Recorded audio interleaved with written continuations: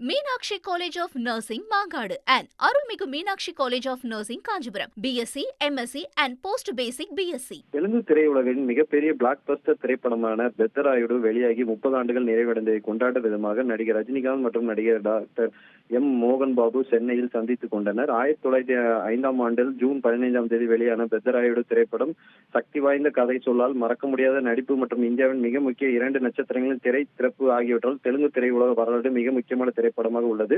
பெத்தராயுடு படத்தில் 30வது வருடத்தின் நிறைவையும் கொண்டாடும் விதமாக நடிகர் ரஜினிகாந்த் மற்றும் நடிகர் மோகன் பாபு சென்னையில் சந்தித்துக் கொண்டு தங்களது திரைப்பயணத்தை கொண்டாடினர்.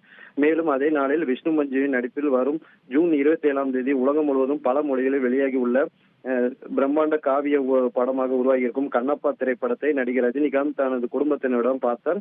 படத்தை பார்த்துவிட்டு படத்தையும் விஷ்ணு மஞ்சு உள்ளிட்ட படக்குழுவினரும் வெகுவாக பாராட்டிய நடிகர் ரஜினிகாந்த் விஷ்ணு மஞ்சுவின் நடிப்பு, படத்தின் ஆன்மீக ஆழம், காட்சி செழுமை மற்றும் உணர்ச்சிகரமான காட்சிகள் குறித்து பாராட்டு தெரிவித்து பேசியிருக்கிறார்.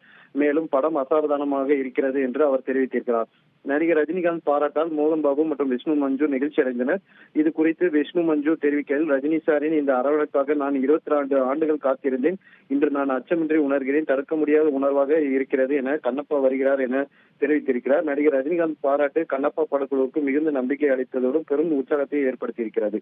Meenakshi College of Nursing, Mangadu and Arulmigu Meenakshi College of Nursing, Kanchipuram. BSc, MSc and Post Basic BSc.